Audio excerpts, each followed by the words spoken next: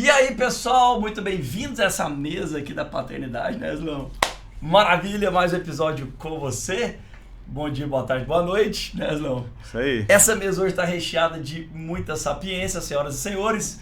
Conosco uma convidada para lá de especial, doutora Poliana Couto. Poliana, muito obrigado por aceitar o nosso convite e sentar nessa mesa. Muito obrigada pelo convite. Hoje, né, Slão, temos... Rapaz, hoje esse episódio vai render. Cara, eu já falei aqui pro Juneira, obrigado, inclusive Juneira, Arthur, pessoal aqui do estúdio, da equipe técnica, muito obrigado mais uma vez por abrir as portas para nós aí. Mas eu falei para ele aqui, ó, a gente só tem hora para começar. Ele falou, depois que dá o play aqui já era. Valeu, Junão, valeu, Arthur. Beleza? Então assim, a gente quer convidar você a se acomodar aí, a descansar um pouco a sua mente, porque a gente precisa de mentes aquietadas.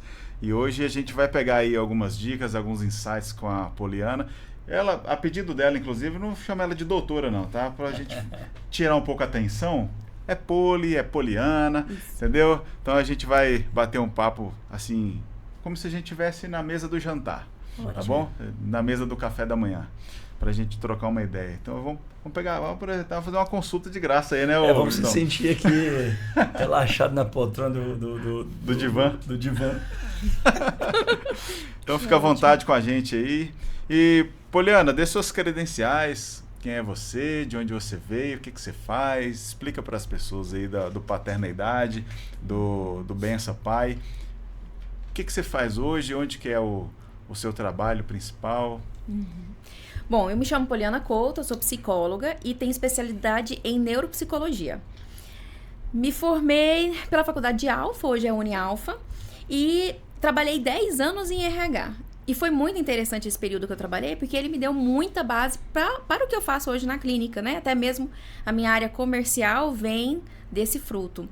E em 2017 eu comecei a fazer os atendimentos clínicos, e aí conciliava com o RH. Em 2019 eu falei, vou viver disso daqui, né? Vou me dedicar a isso daqui. 2020 veio a pandemia, né? Todo mundo trabalhou meio que clandestino ali. Doideiro. E aí pensei, falei, é disso que eu vou viver. Eu entendo que o meu propósito de atender as pessoas, ouvir, fazer a mudança na vida dessas pessoas, está sendo alcançado. Então eu falei, é isso aqui que eu quero fazer mesmo. E aí decidi expandir o negócio, convidando outras pessoas para vir trabalhar com a gente. Então começou como consultório Poliana Couto, depois foi para a rede Poliana Couto e hoje é Rede Âmago. Trouxe até um presente aqui para vocês. Mas que é isso? Olha, você tá chique, a moral. hein? Rafael, obrigado. Moral, dá um drink aí. Tintim aí, pessoal, Rede Instituto, né? Rede Âmago. Psicologia e Psiquiatria, aqui em Goiânia, né? Como você escolheu esse nome, Poliana? Então, qual foi a inspiração aí? Obrigado, na verdade, eu que agradeço. Na verdade, como Poliana Couto, a gente via que havia um desconforto nos profissionais que vinham trabalhar com a gente. Então, onde você atende? Atende lá no consultório da Poliana Couto. Então, para que os profissionais se sentissem mais acolhidos, integrados, a gente achou melhor deixar o nome neutro, né? E aí, escolhemos Rede Âmago, rede para continuar a nossa proposta, que é expandir mesmo, tanto na psicologia quanto na psiquiatria, e âmago, que é uma palavra que significa um núcleo, né? O núcleo da alma. Então, exatamente, então casava aí com a nossa proposta. Faz sentido com o que vocês fazem, né? Exatamente. A pessoa já chega lá acolhida, né? E você que está chegando aí, senta confortavelmente na poltrona, como Wesley disse. Hoje nós estamos falando aqui de saúde mental, né? Saúde neural, enfim, emocional. E nesse caso, essa palavra âmago, né, Poli, ela traduz, assim, eu queria que você falasse um pouco mais, assim, o núcleo da alma ali, né, vamos falar. Isso, bem essência. Isso hoje, as pessoas que chegam ali têm essa noção ali, que elas têm uma questão, problema da essência, problema na alma, ou eles descontam as culpas nas outras pessoas, enfim, ou eles conseguem entender isso que é o âmago da alma? Então, varia muito. né? Tem pessoas que já vêm com essa concepção, já compreendem, já têm acesso a essa informação, e tem outras pessoas que vêm pelos sintomas. Geralmente, eu já falo com os meus pacientes que eles estão ali não pelo que eles estão pensando, né? Que geralmente é o que está atribuindo aquele comportamento, mas porque eles estão incomodados com os sintomas. Que tipo de sintoma? Agressividade, irritabilidade, sintomas físicos, muitas dores de cabeça, algumas pessoas já com fibromialgia, né? Então, assim, a gente percebe a evolução. Problemas de sono, enfim. E aí, elas ficam incomodadas com esses sintomas e aí elas procuram a psicoterapia. E lá elas vão entender por que elas estão assim. Então, a partir daí, a gente começa o processo terapêutico, né? Ensinando de que maneira o corpo dela está respondendo àquela emoção, aqueles pensamentos, né? O quanto ela está disfuncional. Tem uma questão aqui no nosso programa, que é o Rodrigo Ficanha, proprietário da Kombucha Romar. Um abraço para ele. Ele começou a trabalhar com a kombucha porque o pai dele faleceu de câncer no estômago, né? A escolha da sua profissão, ela teve algum gatilho assim, olhou foi para alguém que estava passando alguma coisa, ou por você mesmo já ter tido algumas questões? Como é que você escolheu assim, psicologia? Porque muita gente fala assim, eu comecei a estudar porque eu queria me conhecer melhor. Então, talvez isso. Exatamente. Pergunta psicóloga, isso eu acho massa. Exatamente. É interessante porque, assim, a minha escolha foi muito aleatória, mas hoje eu consigo compreender o que me chamou para psicologia. Desde pequenininha, eu sempre gostei de ficar perto das pessoas ouvindo o que elas tinham para dizer. Então, eu sempre gostei de ficar perto dos meus tios, avós. Legal. Chegava a visita, eu sentava lá do lado. Então, eu sempre fui muito curiosa para o que eles estão falando, o que é isso, né? De onde tiraram isso? Então, guardei isso. Quando eu fui para o 3º ano, passando uma listinha para escolher qual era a profissão pra gente colocar na camiseta. E aí me veio a palavra psicologia na cabeça. Uau. Nem sabia o que era. Coloquei na camiseta e depois eu fui pesquisar a respeito. Um sopro divino ali, pô. Não, eu não sabia. Aí, nutrição, jornalismo, engenharia, direito e tal, não sei o quê. Aí a folha chegou pra mim, eu falei, psicologia. Coloquei psicologia, ficou, né? E segui. Então, eu atribuo essa questão, né, de desde pequenininha ter essa habilidade da escuta. E você falou dessa seu interesse de ouvir os mais velhos, né, de estar ali com as pessoas. Como que era, se você ficar à vontade para falar, como era a sua relação com seu pai? Porque é uma das propostas que a gente tem aqui, tratar essa relação com os pais, né?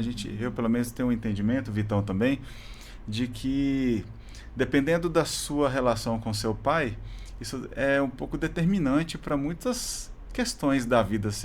Primeiro me diz se você concorda com isso e me diz como era a sua relação com seu pai. Eu tenho curiosidade de saber sobre isso. Certo. Bom, graças a Deus eu tive a oportunidade de ter pai e mãe, né? Tem muitas pessoas aí que não tiveram essa oportunidade. Então eu tive, né? Agradeço por isso. E a minha relação com meu pai sempre foi conturbada. Conturbada. Mas, ao mesmo tempo, a gente se compreendia. Conturbada porque ele tem a cultura dele, ele tem ali os ensinamentos que ele, né, adquiriu ao longo da vida. E eu entendo que muitas vezes ele queria acertar. Então, ele me criava dessa maneira pensando, eu não posso errar com a minha filha, eu preciso acertar. Então, tinha era um comportamento mais enérgico, né, eu diria. Então, me dava toda a liberdade, então sempre tive liberdade de falar o que eu pensava, o que eu estava sentindo, tinha liberdade para sair, para conhecer lugares, para estudar, então ele nunca me podou em nada disso, mas havia conflito porque eu sempre fui muito pensante, então eu questionava o que ele estava falando, né? Questionava o que ele estava falando, questionava o que ele estava fazendo, então isso gerava alguns conflitos. Mas hoje, eu e meu pai, a gente se dá muito bem. Eu amo pescar, a gente sai pra pescar. Legal. Né? Quando é fé, minha mãe vai procurar a gente tá lá no meio do lago, os dois dentro da canoa. Então, legal. A gente tem uma troca muito boa. Inicialmente conturbado, até pela questão da imaturidade, né? Tanto ele me teve muito novo. A minha mãe tinha 16, ele estava fazendo 19. Então, foi extremamente precoce. 3 anos depois veio meu irmão. Então, eram muito jovens, né? Então, precisava, ele entendia que naquele momento ele precisava me dar aquela educação. E agradeço, hoje eu sou centrada, honesta, né? Graças a todos os ensinamentos dele e os exemplos, né? Verdade, né? Que maravilha. E essa pergunta do Wesley foi muito certeira, assim, porque depois da pandemia eu queria te perguntar mais especificamente nisso, né, Poli? A pandemia deixou todo mundo um pouco mais birutinho, assim, né? No sentido geral da situação, né, pessoal? Assim, ninguém tava esperando uma loucura dessa, não ficar fechado, né? Enfim, o que você percebeu, assim, diretamente ou quase que palpavelmente nos pacientes, na parte clínica, assim, pós-pandemia? O que eram os seus pacientes antes? E o que você notou, assim, de algum efeito pós-pandemia, assim, o que encravou nas pessoas, assim, esse medo, né, do Covid, essa questão das pessoas terem ficado mais individualizadas, mais egocêntricas, talvez, não sei, né? Eu queria saber de vocês o que você percebeu ali. Eu vou destacar algo que eu vejo que foi o mais crítico, que foi com os adolescentes. Né? Tem outros exemplos também dos adultos, mas eu vejo que o gritante mesmo foi com os adolescentes. Os adolescentes, eles vieram de um ensino regular, né? Ia para as escolas, sala de aula, ali com os amigos. De repente, a pandemia, ela tirou disso, né? Então, eles tiveram ali um desfalque social. E aí, eles passaram a fazer tudo online. Então, conversar com os amigos, aumentar o nível de jogos, né? Então, o uso de jogos virtuais e tal. E aí, o que a gente percebeu dentro do consultório? Mais adolescentes com problemas de socialização, de autoestima, porque muitos engordaram durante a pandemia, porque não podia sair para jogar, então eles não estavam se sentindo muito bem, né? Então, a gente notou isso. Outros não queriam mais ir para a escola presencialmente, porque achava que não se encaixava mais aquilo, porque mudou muito, os amigos mudaram. Então, houve um retrocesso na socialização. Então, isso foi muito marcante no pós-pandemia, muito marcante mesmo. Então, de todos os exemplos, esse é o que eu acho importante destacar. Essa palavra é forte, mas não, retrocesso. Retrocesso, e eu estava, enquanto a Poliana falava, eu estava lembrando de um termo que eu ouvi, que é não sei se é um diagnóstico, acho que é uma percepção que chama de codependência. Né? Gerou muitos adolescentes, né? A gente tem que tomar cuidado com as palavras que usa aqui, né? Para não ser cancelado, mas muitas pessoas com desejo de tirar a própria vida, porque os relacionamentos e a falta de maturidade também não dava base para esse público, e a falta de experiência também da gestão das emoções não dava base para esse público gerenciar essas emoções nos términos de relacionamentos, né? Na questão de perdas também. Então, uma coisa que a geração tem muita dificuldade de ter é gerenciar perdas, né? Perdas financeiras, perdas sentimentais, perdas de pessoas, perdas, né? Um pet que às vezes a pessoa está ali dependente daquela, é uma âncora, né? Aquela presença. E quando ela não tem mais, essa relação de codependência parece que virou é pandêmico também, né, Poliana? Sim.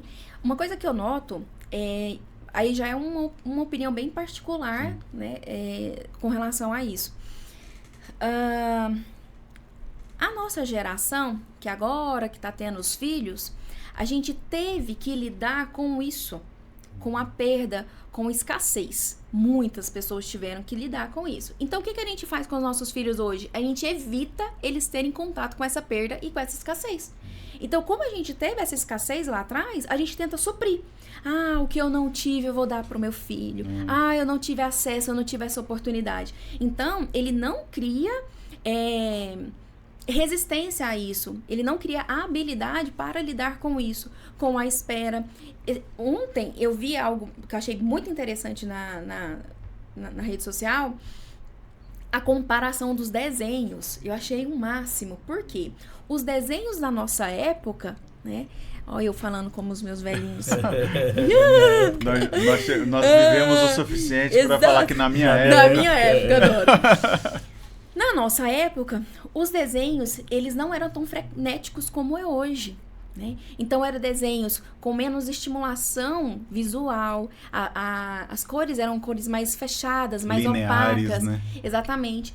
Os personagens tinham um enredo de um começo, um meio e um fim.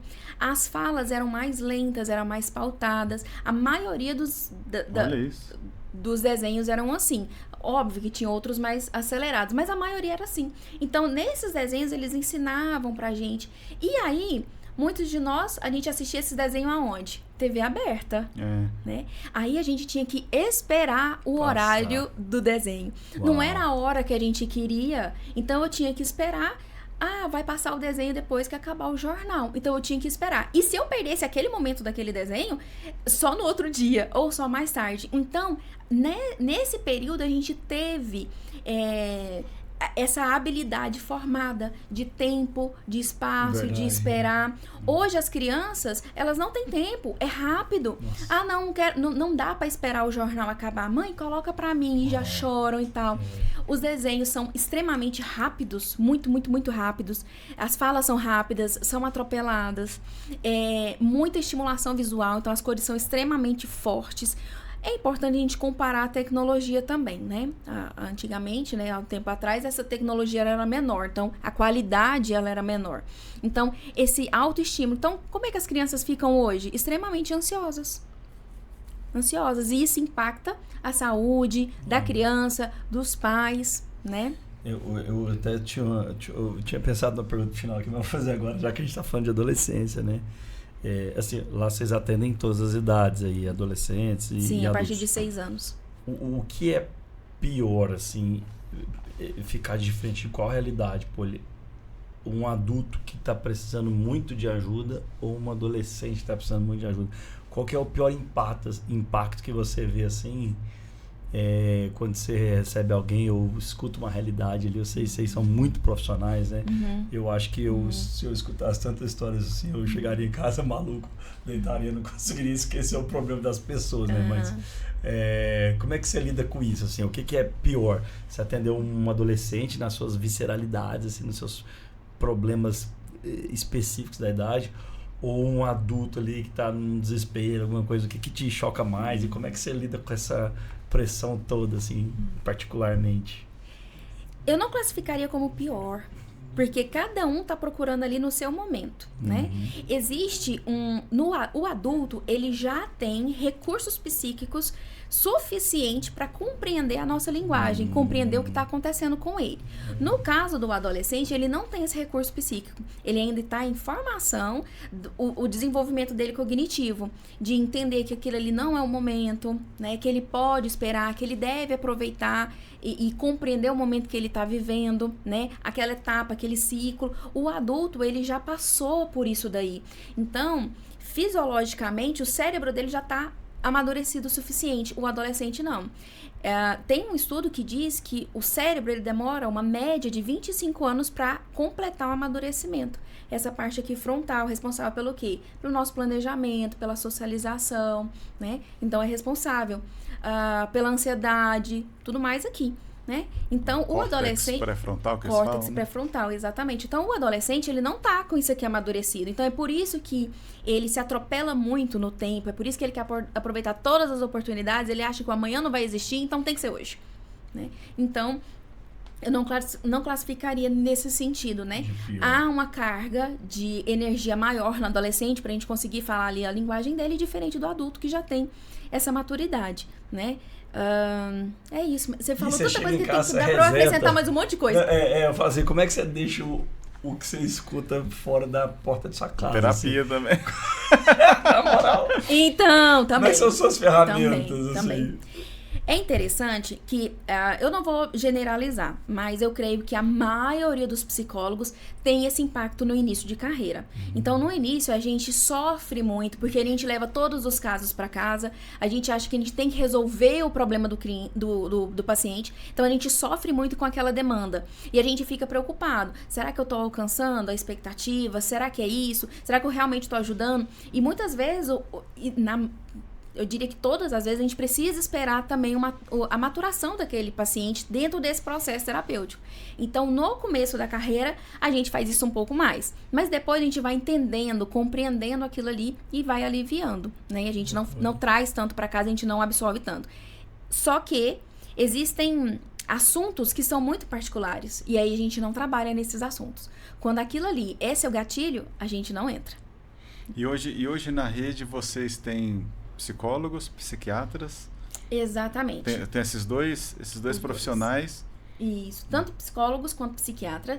Hoje nós estamos com 2 unidades, uma em frente ao Buriti Shopping, em Aparecida de Goiânia, e o outro no Nova Suíça. E a gente vai inaugurar, acredito que até junho a gente já consiga uma nova unidade no setor oeste, para a gente poder expandir. A gente faz atendimentos online, então, por incrível que pareça, tem muito brasileiro fora do país precisando de atendimento. Porque vai com um sonho, chega lá, é impactado pela realidade e eles precisam segurar as escolhas deles, né? Então, faz terapia para que possam conseguir passar por esse momento. Esse processo de paternidade foi inclusive como eu cheguei até você. Isso. O processo começou na Inglaterra, quando eu morava lá. Eu acho que a vida lá fora, de não falar minha própria língua, de estar distante da comida que eu cresci acostumado a comer, diferenças culturais potencializaram algumas coisas muito negativas na minha saúde emocional e feriu demais a minha paternidade. Então, quando eu retornei, eu voltei muito adoecido. E quando eu voltei precisando de ajuda. Foi aí que a Poliana apareceu na minha vida, né? E mais para frente, se der tempo, eu quero contar um pouco sobre esse processo. Mas eu queria que a gente falasse, sim, Poliana, sobre a saúde. O Vitão perguntou sobre a saúde mental do adolescente, né? Mas quais seriam, sei lá, uns 2 ou 3 aspectos que você poderia pontuar sobre como você percebe que o adulto ele está realmente comprometido na saúde mental dele, assim. No meu caso, eu trato o TDAH, né? Foi uma coisa que nasceu no consultório, foi o profissional que me diagnosticou, não fui eu que achei que sou, não, gente. Tem a minha terapeuta está aqui na minha frente, que ela pode confirmar isso. Então, assim, eu trato o TDAH com medicamento, inclusive, né? Com acompanhamento.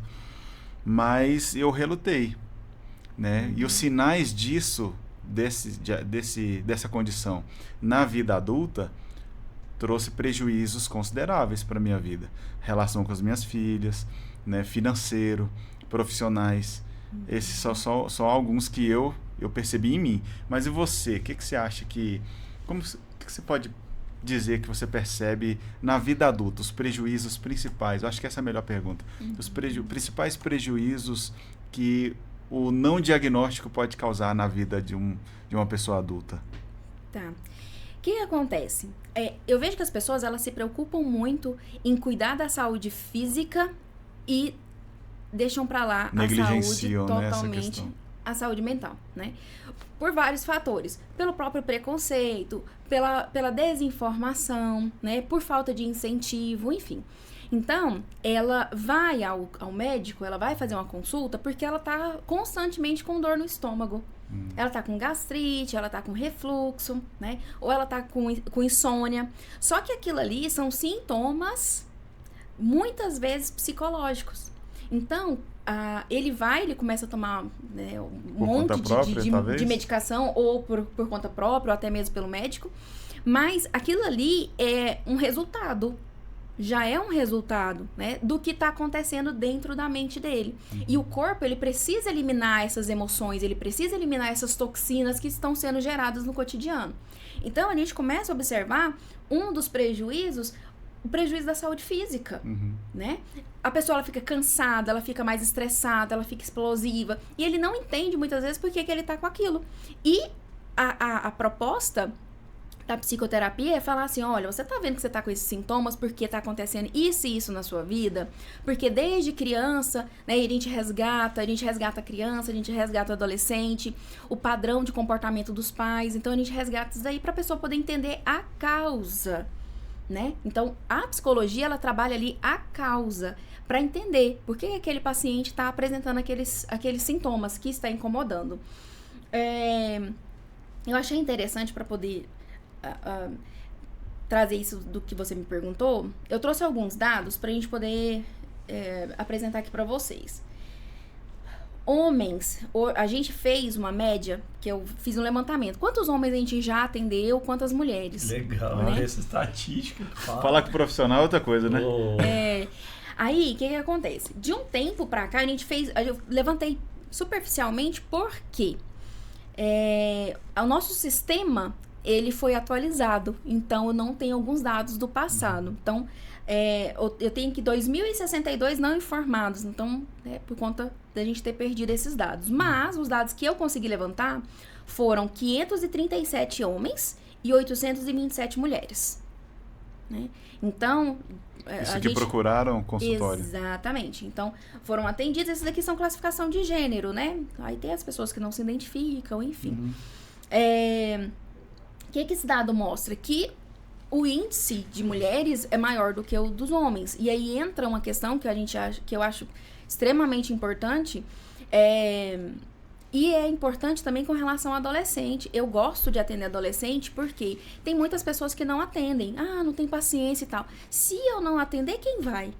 Né? Quem vai olhar por esses adolescentes? Quem vai conversar nessa linguagem deles, né? Sem tabus e tudo mais. E aí eu vejo a mesma questão com relação a homens. Porque tem psicólogas que não atendem homens, né? O público delas é o público feminino. E aí o que eu percebo com relação aos homens? Desde criança, o homem, ele é moldado, é exigido que ele seja forte, que ele não chora, engole o choro, você é homem, né? E já a menina é conduzida à delicadeza, né? Então, o homem, ele é moldado para isso e a mulher. E aí, o homem, ele é um ser humano, assim como a mulher é um ser humano. Então, todos os sintomas físicos e psíquicos que a mulher tem, o homem também. Então... as emoções, elas são universais. Então, a tristeza, a raiva, a angústia, o medo, ele é universal, independente do gênero, né? Então, eu percebo que os homens, eles já vêm com essa fragilidade desde a infância, porque não é fomentado para eles explorar as suas emoções. Então, não é dito, meu filho, o que você está sentindo? Né? De que maneira a mamãe ou o papai pode te ajudar? Não é feito assim, engole o choro, o homem não chora, não me passa vergonha, você tem que aguentar. Parece que não é homem. Parece né? que não é homem. Então, assim, desde pequenininho, o homem, ele já fica com essa impressão que ele não pode ser frágil, que isso daí é para meninas, né? Então, ele tem sempre que engolir as próprias emoções. E aí, fazendo um gancho com o que você também me perguntou, outros sintomas o alcoolismo, né? A agressividade, né? A própria violência no caso de marginalidade, porque o homem, ele foi o quê? Ensinado a engolir as suas emoções. Então, de que maneira ele explora isso? De que maneira ele põe isso daí pra fora? Engolir no álcool. No álcool, né? Nas fugas, né? Nas fugas. Nas fugas que podem ser variadas. Mais ou menos, a gente trabalha em estatísticas masculinas nisso, e assim, tem realmente inúmeras, né? Pornografia, a própria questão do perigo, né? A pessoa vai arrumar um esporte perigoso, enfim, cada um, ou ele se fecha, vira uma pessoa assim, introspectiva, que não fala muito. Essa estatística, assim, de mostrar que menos homens procuram ajuda emocional, vai refletir lá depois na paternidade. Vai. Assim, aqui a gente tenta fazer pontes ligando sempre o pai ali como uma figura que pode melhorar de alguma maneira, sobretudo nessa geração, né, Poli? Então, assim, sobre essa geração atual, você vê muito problemas relacionados à briga com o pai ou ao não relacionamento bom com o pai. Assim, tem algo que vocês já perceberam lá que que é gritante aos olhos, ou que tem alguma coisa que você gostaria de pontuar assim, que foi por conta de a não resolução com o pai, ou a falta de diálogo, falta de relacionamento do pai, que eclodiu algumas coisas emocionais nas pessoas? Sim. O que acontece? Muitas vezes a mãe é a mais afetuosa, a mais carinhosa, ela escuta por conta dessa criação, né? A maioria das vezes, não vamos generalizar também, mas acontece. Já o homem não. Né? O homem não fala nada pro seu pai, né? Não conta, vamos resolve comigo, né? Então faz o quê? Já há esse afastamento do próprio pai. Então, dentro desse núcleo familiar, há o afastamento. Não, mamãe resolve, vem cá, né? E esconde do pai, como se o pai fosse um carrasco, como se o pai não pudesse acessar aquilo. Então, muitas vezes a gente percebe por conta disso, essa separação. Né, conversa com a mãe, resolve com a mãe e o pai não dá essa oportunidade, né? E o diálogo, ele deve ser, para ser saudável, com ambos, né? De que maneira meu pai observa essa situação que aconteceu, de que maneira minha mãe lida com isso, né? Então, o diálogo, ele deve ser aberto com os dois. E a gente vê novamente um reflexo da infância do pai. Ele não foi instigado, ele não foi estimulado pelos próprios pais, né? E aí, como é que ele leva isso pro filho? De que maneira ele apresenta isso pro filho? Da mesma maneira que muitas mães não conversam sobre sexualidade com a filha, não conversam sobre questões íntimas, né? Com a filha, né? Então, existem tabu, né? muitos tabus.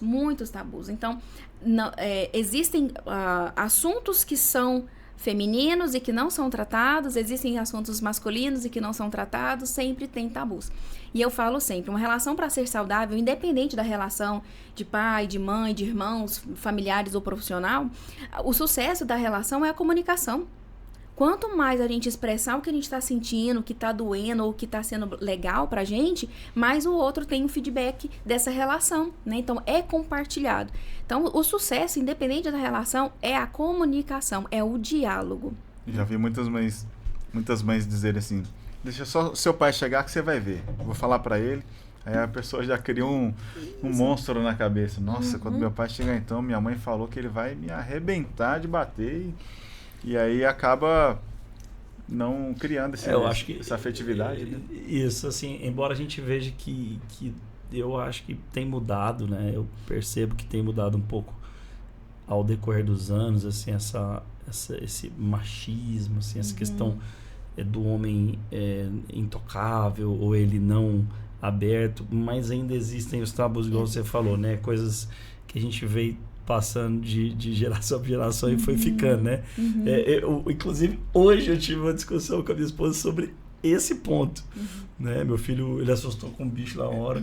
Eu falei, filho, você é forte, mas não nesse sentido assim que você é homem, você não pode ter medo. Eu falei assim, cara, você é um ser humano forte, você é só um bicho e tal.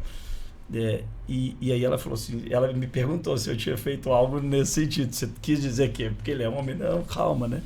Mas a voz do pai vai encorajar ele, igual a voz da mãe vai encorajar os dois ali, ambos, né? Então é interessante a gente perceber, porque a gente volta a essas questões com medo talvez de perder esse fio da meada das coisas boas que nós herdamos das gerações. Que eu acho que é importante a gente fazer esse filtro, né? E do que deve ser aperfeiçoado ali nas relações, né? E aí eu queria te fazer uma pergunta, Poli, assim, como a gente pode minimizar, talvez, os problemas futuros numa criança, num adolescente hoje? Por exemplo, vou falar assim dessa relação de prevenção e antes prevenir, né? Do que remediar. Então, assim, antes prevenir, por exemplo, como é que a gente pode prevenir melhor as crianças de terem menos problemas emocionais ou mentais no futuro? Assim, o que você poderia falar assim, de ferramentas práticas? Como que a gente... algumas aqui você já está dando muito bem feito, a relação, o diálogo e tal. Ressignificar, né?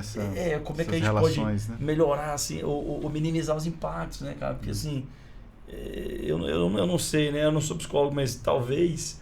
Se a gente minimizasse os impactos, né, eu acho que teríamos uma sociedade mais melhorada no futuro, né? Como é que mais você poderia falar nesse âmbito aí, o Poli? Conhecimento. o conhecimento. Quanto mais os pais buscam conhecimento, melhor vai ser aquela educação para o filho. Conhecimento, porque eu penso assim, a ignorância, né, sem o não saber, faz com que eu erre, faz com que eu deixe ali, aplique uma correção que não precisava, né, para uma medida. Então, o conhecimento. Que tipo de conhecimento? Pode ser pela internet, que a gente tem muito acesso, né? Como educar melhor o meu filho? Quando meu filho fizer tal comportamento, o que eu devo fazer? Buscar esses conteúdos, que existem muitos conteúdos. Exatamente. Podcast. Buscar terapia. Tem terapia familiar muito boa, que a família toda sempre tá ali, papai, mamãe, o filho, os irmãos, né? E aí tem uma condução ali naquela terapia. Ouvir os pais, pai, na sua época, mãe e tal, sabe? Às vezes compartilhar isso com um amigo, né? Tô sentindo uma questão assim do meu filho, e aí trabalhar isso, buscar realmente conhecimento. E não no eu acho que eu tenho que educar o meu filho assim, eu acho que o meu filho, né? Então, a partir do conhecimento, minimiza isso daí. Perfeito. Esses impactos. Eu quero só, me permita que só voltar naquela questão do impacto quem mora fora. Uhum. Eu escutei falar uma vez uma expressão que era a zona do não lugar, que a pessoa que morava fora, eu escutei isso uma vez, ficou na minha cabeça assim, que a pessoa que morava fora, o Júnior, família assim, mundo inteiro, né, não, mas eu falo assim, o que eu escutei era assim, que pessoas ficavam muito tempo num lugar, ela ficava depois saudosista do que o Wesley contou aqui um pouco, da sua nação, né, de origem. Só que aí ela vinha visitar a nação de origem e aí relembrava das mazelas, das coisas ruins que tinha aqui. Eu falei, não, lá eu era mais feliz. Aí ela volta pra lá. Aí volta a ter saudade. Aí chega um momento, a pessoa fica num limbo que ela não é feliz em lugar nenhum. Aí alguém me falou que a pessoa ficaria feliz só no avião. Por exemplo, que eu tô indo pro lugar. É só quando eu tava indo, né? Então eu tô indo pro país. Chegava lá assim, nossa, aqui não é meu lugar. Você falou, aqui não é meu lugar, né? Eu não sou um cidadão, que eu não falo essa língua direito, não é meu povo, mas aqui eu como melhor, ou eu tenho mais segurança e tal. Mas aí, nossa, mas o meu povo tá lá e tudo. Aí quando chegava vamos falar do Brasil, né, logo? Aí chega no Brasil, eu falo, nossa, roubalheira, estrada ruim, esses impostos, não dou conta. Aqui é meu povo, mas eu tenho que ir pra lá. Então a pessoa fica nessa zona. Fica. Como é que vocês trabalham isso lá no consultório, assim? As pessoas falam essas coisas pra vocês, assim, eu acho que, na verdade, eu arrependi, né? Eu vim pra cá, mas... Então é isso que acontece mesmo. Existe essa coisa que encarca as pessoas, assim. Sim. Eu já atendi muitas pessoas fora, atendo pessoas fora, e o que eu vejo? Elas ficam escravas das suas escolhas. Então, elas ficam escravizadas ali. Eu não tenho dinheiro suficiente para voltar para o Brasil, né? Aqui o meu custo de vida, ele é alto, mas eu tenho acesso às facilidades. A facilidade, né? As tecnologias, porque o serviço lá fora é muito caro, né? Produto é barato, né? Diferente daqui, os produtos aqui são caros e os serviços são mais baratos, né? Verdade. Então, eles ficam reféns daquela escolha que eles fizeram.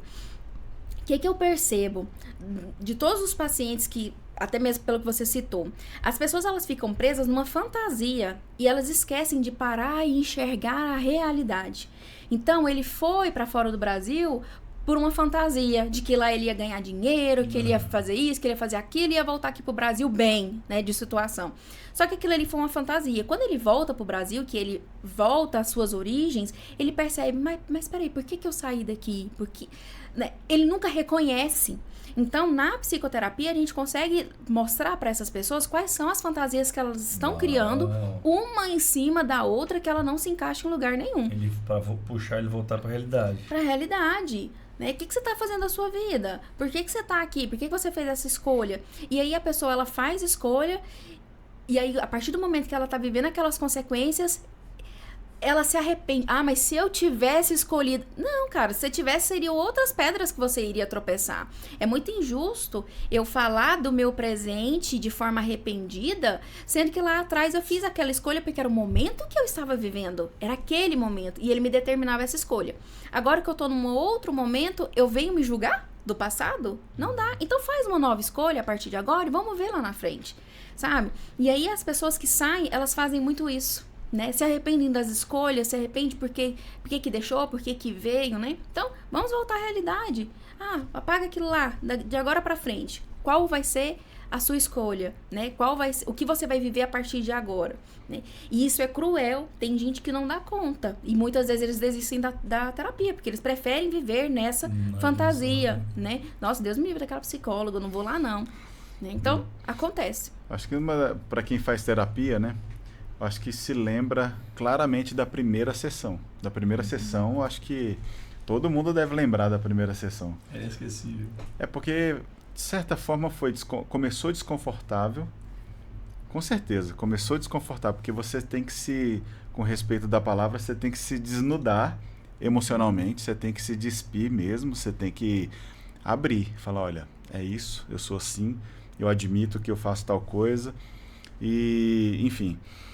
Mas o que eu quero falar é o seguinte, eu acho que nós estamos deixando de viver, de ser presentes. De viver a presença. Por exemplo, eu estou aqui, mas eu estou toda hora aqui, estou olhando, estou preocupado. Eu não estou conectado aqui. Eu não, agora eu aprendi a estar 100% aqui. Talvez 98% aqui, né? Não dá para estar também sempre. É um treinamento, mas eu estou aqui. Eu estou aqui vivendo esse momento aqui com meu amigo, meu irmão, com você, que é minha amiga também. E a gente está aqui desfrutando de um papo. Um exemplo que aconteceu essa semana.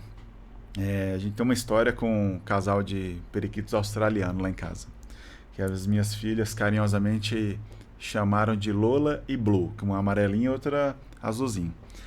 Aí a nossa fêmeazinha lá botou 3 ovos. E a gente começou a pesquisar.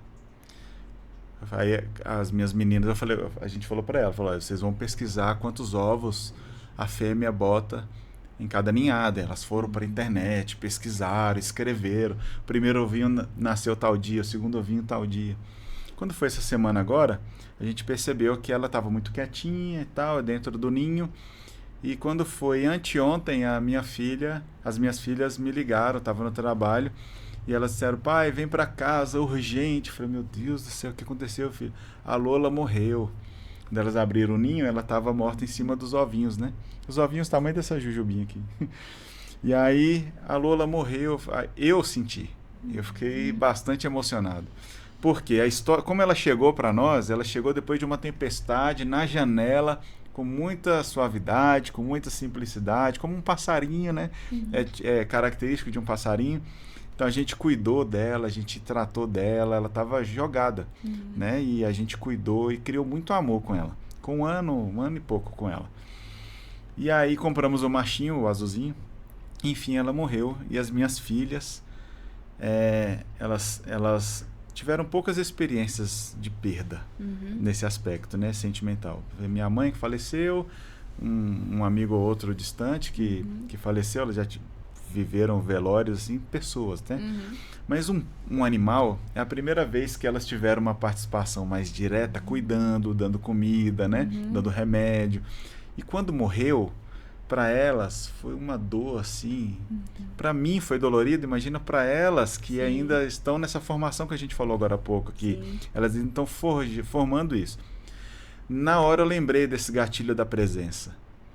Falei, que oportunidade que eu tenho de ensinar para as minhas filhas sobre luto, sobre perda, sobre se despedir, o ciclo da vida, sobre a finitude das coisas.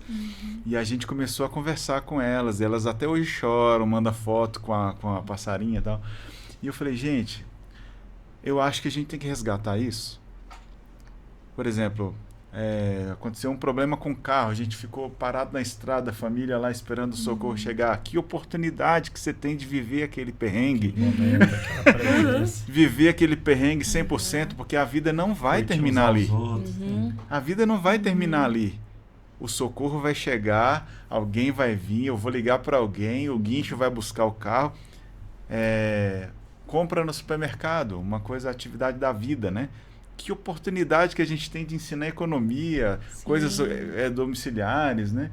Acho que uma das propostas que a gente tem nesse canal é restaurar isso, sabe, nas relações.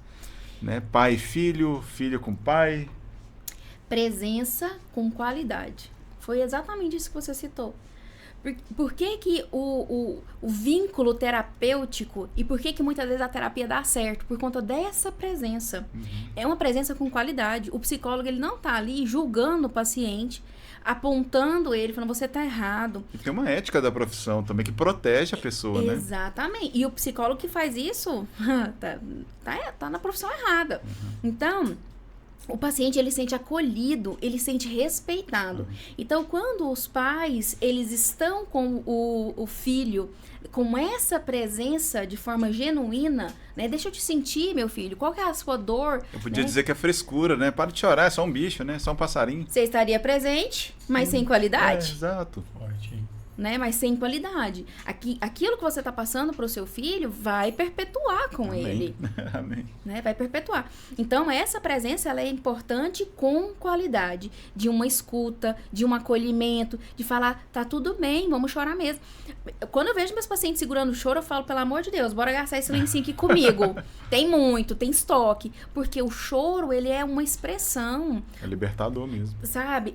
Você tá aliviando ali. Então, eu vejo muitos adolescentes, eles fazem isso. Ai, tia, adoro quando eles me chamam de tia. Ai, tia, eu não posso chorar e tal. Não pode, porque deve, chore.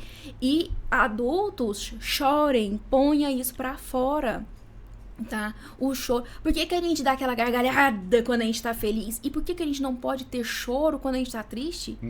Faz parte, é vital, isso é nosso corpo, né? É o nosso corpo expressando ali o que que ele tá sentindo. Então, vamos naturalizar isso, vamos permitir. Quem chora não é fraco, pelo contrário, quem chora ali tá sendo muito forte. Muito forte. Porque ele tá conseguindo equilibrar suas emoções, ele tá pensando... Quando a gente chora, a liberação de dopamina. Quando eu choro, eu tenho essa liberação de dopamina. Por isso que depois a gente... Ai, parece que eu tô bem. Aliviou, porque houve essa ação do cérebro. Assim como eu dou aquela gaitada, tem a liberação também do choro. Se eu prendo esse choro, o que eu tô fazendo com o meu cérebro? Eu não estou liberando isso. Estou reprimindo. Né? Então, estou alimentando outros neurotransmissores que não estão me fazendo bem. E como você vê, assim, tem algum entendimento atual sobre a importância da espiritualidade nesse processo todo, não? É importante demais, a gente precisa acreditar. Porque quando eu acredito em algo, independente da religião, né? Me gera esperança.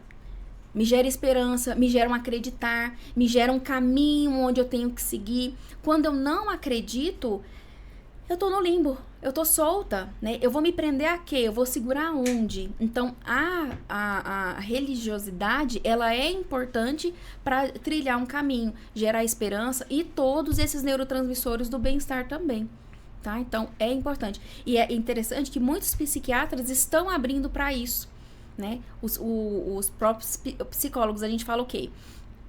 Busque espiritualidade, vá à igreja, né? Participe de atividades na igreja, né? Faça doações, faça boas ações para que você possa sentir isso, né? Então, além de atividade física, geralmente a gente indica também a buscar uma crença.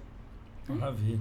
Pô, eu tenho uma pergunta assim bem específica que eu sempre achei. Vai cobrar essa consulta, hein? Eu sempre achei assim Bom, a área de medicina da saúde, assim, mental e tal, é uma área não exata, né? Assim, não é uma coisa matemática, né? Que é para um, é para outro, né? Algo fechadinho, assim. Como é que é essa relação da psicologia com a psiquiatria, assim, para saber qual a medicação, qual o tratamento ali depois de um diagnóstico, né? Assim, eu sei que não é... Eu acho que vocês devem estudar muito mais, assim, posterior à pandemia ou posterior às novas síndromes, novas coisas que aparecem. Então, assim, a mente é algo infinito, né? Assim, eu acho que, não desmerecendo quem trabalha com a parte matemática, né? Mas eu acho que me parece, aos olhos, assim, a questão do ser humano mergulhar nele mesmo é algo muito infinito, assim. Parece que faltam cálculos para calcular tanta loucura e ao mesmo tempo tanta... Sanidade. A sanidade, enfim, né? Então, eu queria saber duas coisas. Primeiro, como é que é a relação da psicologia com a psiquiatria?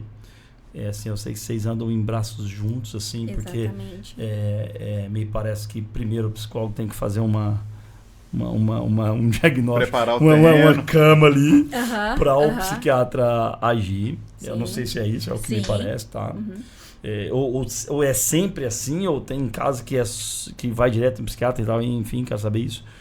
E depois, quais são assim, as ferramentas, né? Como é que vocês utilizam assim para, poxa, para fechar o diagnóstico não é brincadeira, né? Porque você puxou uma anamnese assim da pessoa a vida inteira e tal, vai calcular a coisa.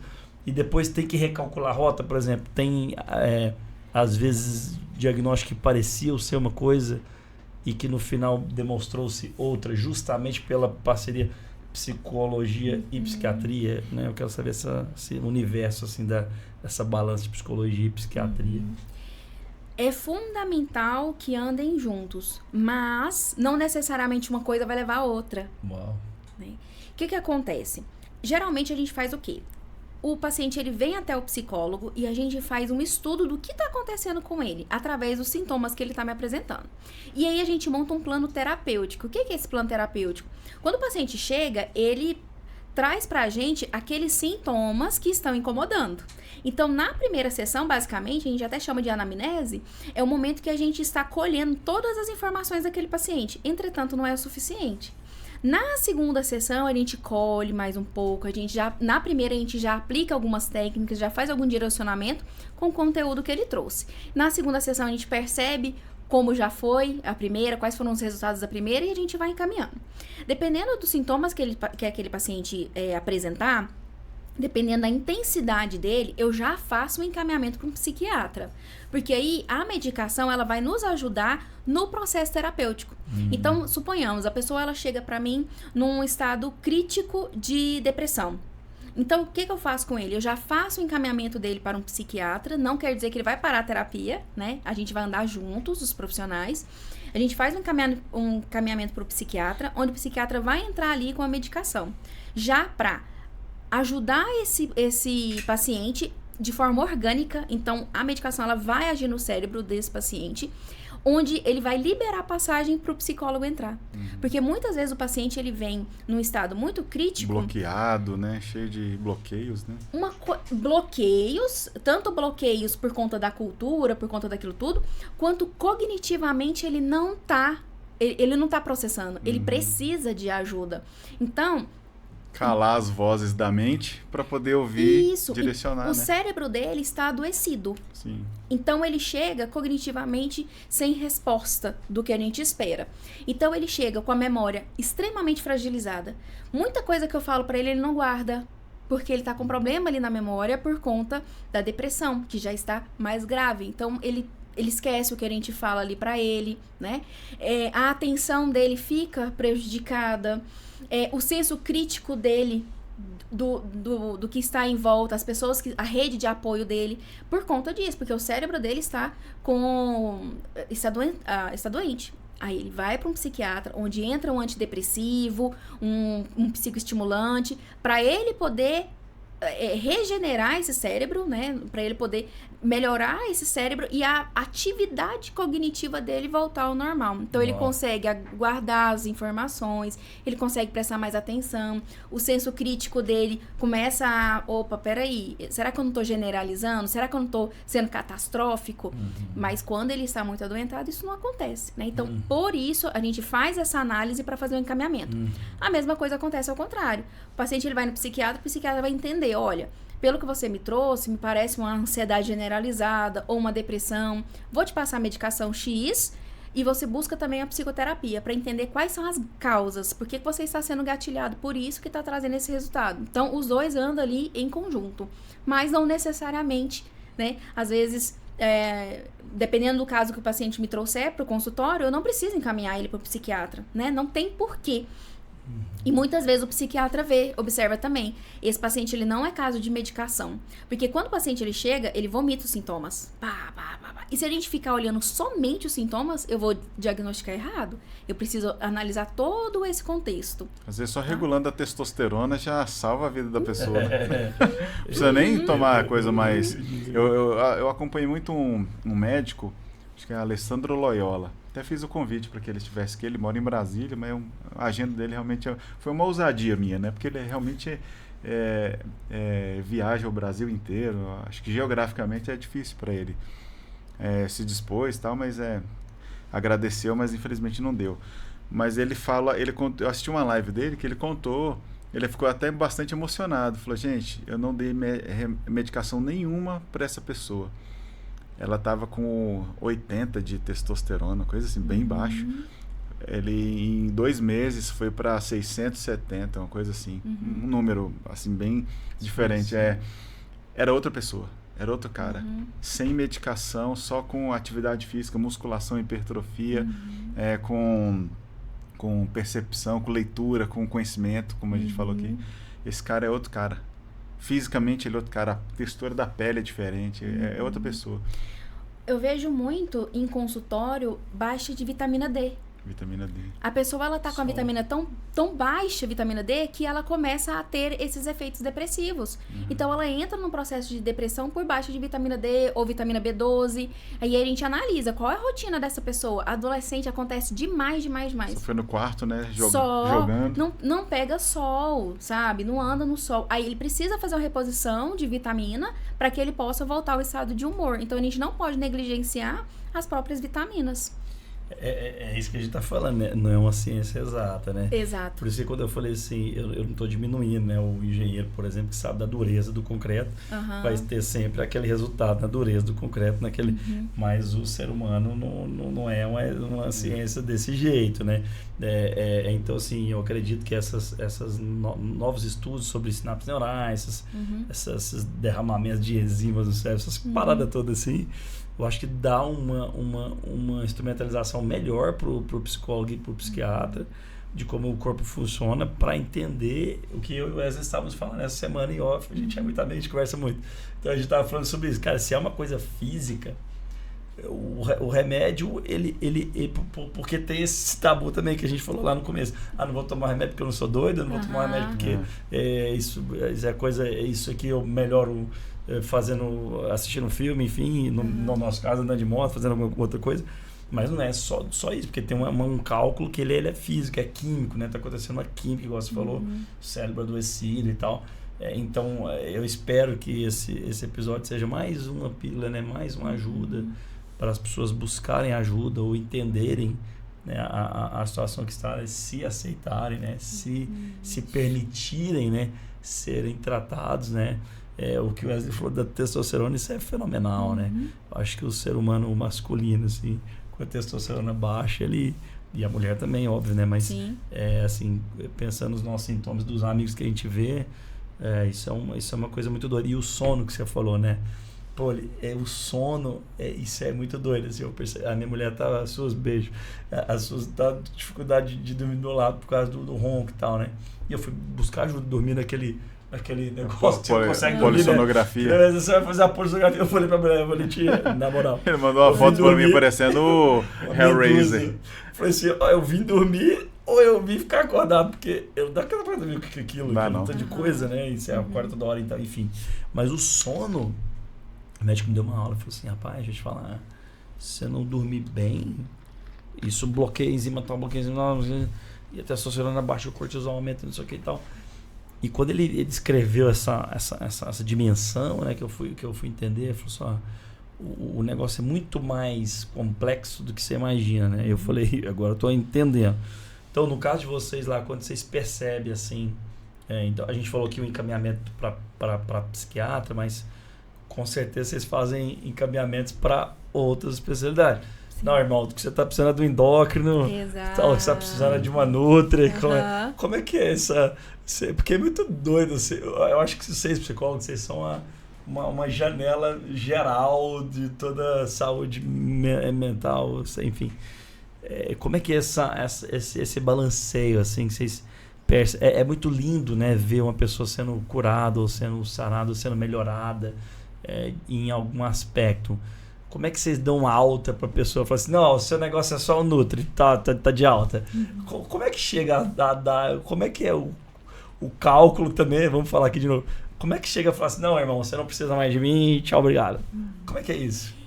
Também não é exato. Vai demandar muito.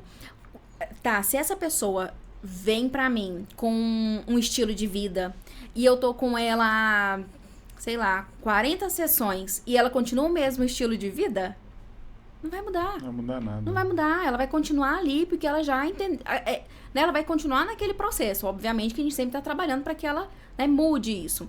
Então, depende muito. Da mesma maneira que o médico ele faz o desmame da medicação, então ele vai diminuindo ali a dosagem daquela medicação. Muitas vezes eles aplicam um efeito placebo ali, né? Uma medicação placebo e tal.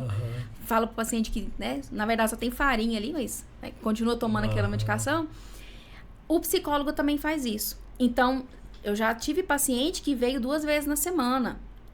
O comum é 1 vez por semana, mas eu já tive, dependendo, né, do sintoma dele, 2 vezes. Término de relacionamento, vem 2 vezes, natural. A maioria, término de relacionamento, luto, 2 vezes na semana, 2, 3 vezes. Né? Se torna, pela circunstância, né? E aí, conforme esse paciente ele vai apresentando melhoras, a gente muda para 15 dias. Olha, semana que vem você não precisa vir, daqui 15 dias você volta. Aí a gente sente como foi esses 15 dias, né? Até para não haver uma dependência daquele terapeuta, né? Ah, vamos mais 15, olha, mês que vem você volta. Vamos ver como é que você está, né? Se precisar voltar para a semanal, a gente volta. Se precisar voltar para a quinzenal, a gente volta. Mas a ideia é ensinar o paciente a regular suas próprias emoções, a entender o que está acontecendo. A ideia é essa, né? O nosso propósito é esse, que eles regulem. Mas não, tem pacientes... Eu tenho paciente que está comigo há 6 anos. Eles gostam do processo terapêutico, sabe? Às vezes tá num dia cheio de trabalho, chega lá na terapia, ai, pô, olha, eu só quero falar. Chega, fala, ai, pronto, era isso que eu precisava. Então, assim, é de paciente para paciente. No meu caso aqui da bariátrica, muita coisa funciona diferente, porque eu tô precisando conhecer meu corpo novamente, né? E eu falo isso porque como é engraçado, né? Às vezes eu ainda me vejo gordo. Eu não consegui ainda. Engraçado. Eu não caberia nessa cadeira, né? Eu me vejo ainda, por exemplo, quando eu vou comprar uma roupa.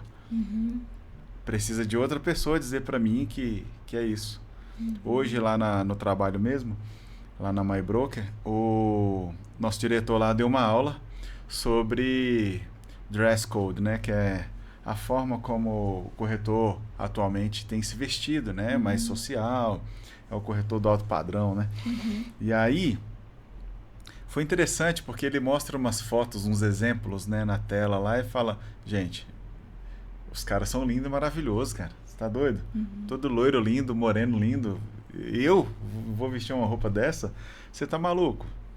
Não tem condições de eu caber uma roupa dessa. Eu penso isso ainda hoje. Aí de vez em quando você lembra, eu tô magro. E para minha surpresa, às vezes ele chegou e me usou de exemplo ainda. Falou, por exemplo, gente, olha como o Wesley se veste. Olha, que surpresa. Eu fiquei assim, sem reação. Falou do cinto, da calça, da camisa.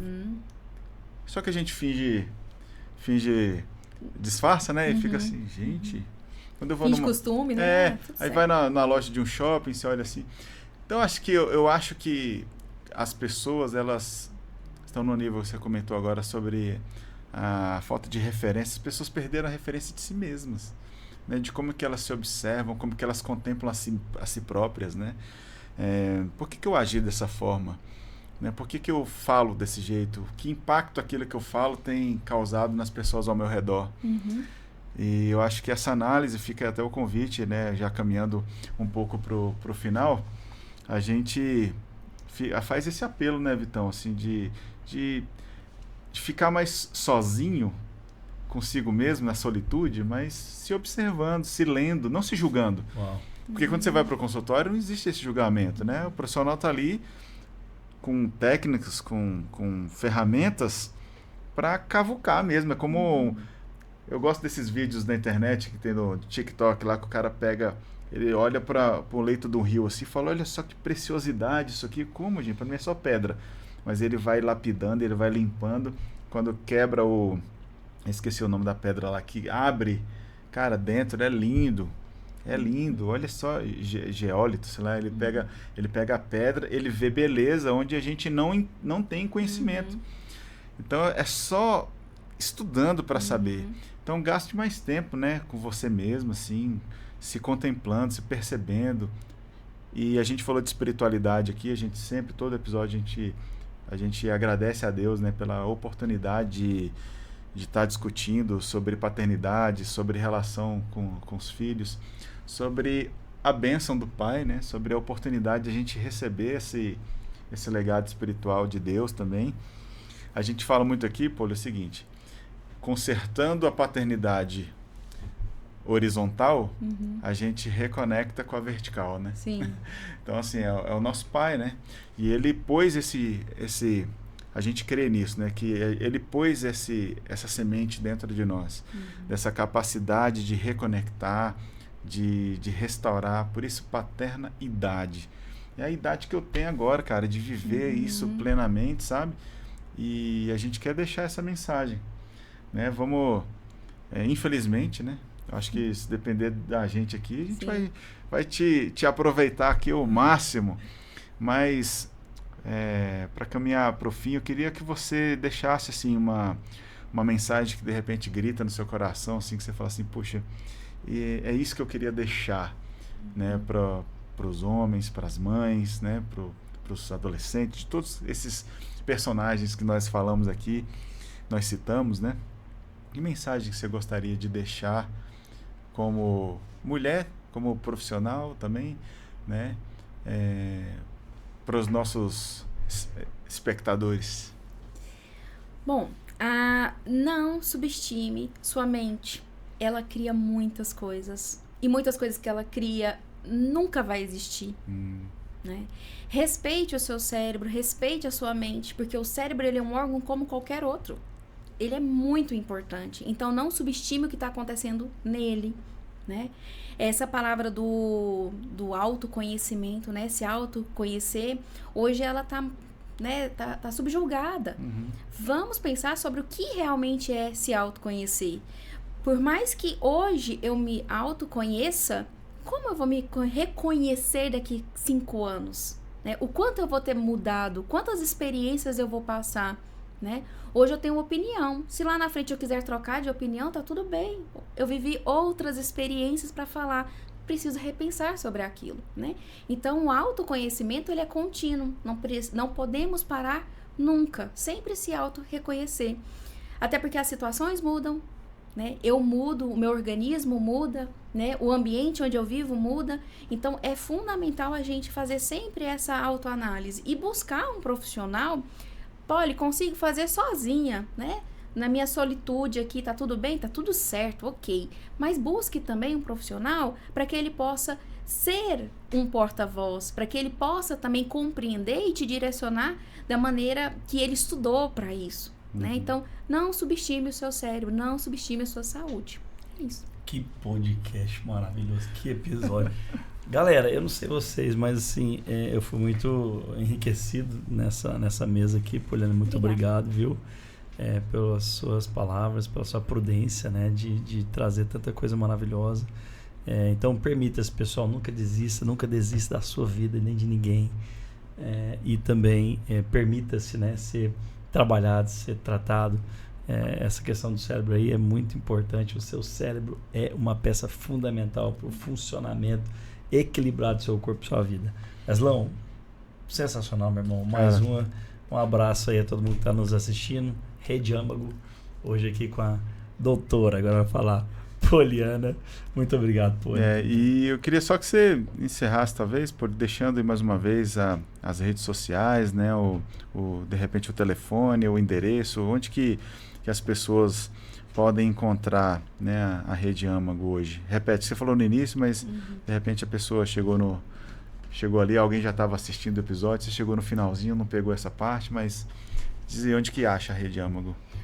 Bom, pessoal, Rede Âmago, vocês encontram, só jogar a palavra Rede Âmago, né, no Google, que vocês vão nos encontrar. É Rede Âmago, lá nós temos o site onde você pode escolher o seu profissional, tanto psiquiatra quanto psicólogo. A nossa rede social de Instagram é rede.âmago, também é fácil de nos achar. Então, viu esse símbolo aqui, já é fácil, já nos encontra, tá? Isso aí, os agradecimentos aí, o nosso apoio técnico mais uma vez, do Juneira e o Arthur, do Estúdio Class. Muito obrigado. E você que deseja produzir o seu conteúdo, você que precisa de uma estrutura de um estúdio pronta já para gravar o seu curso, para produzir o seu conteúdo. Se você precisa também de fotógrafo esportivo para o seu evento, faz contato aqui com o Juneira, fotógrafo esportivo. Daqui a pouco passa aqui a imagem.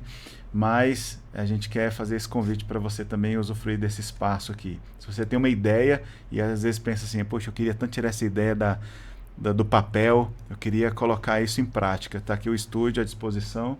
Não é não, Juneira? Dá um grito aí, Juneira. É nóis. Se você precisa de gerar cortes aí para sua rede social, seu negócio, coisa, vem gravar aqui.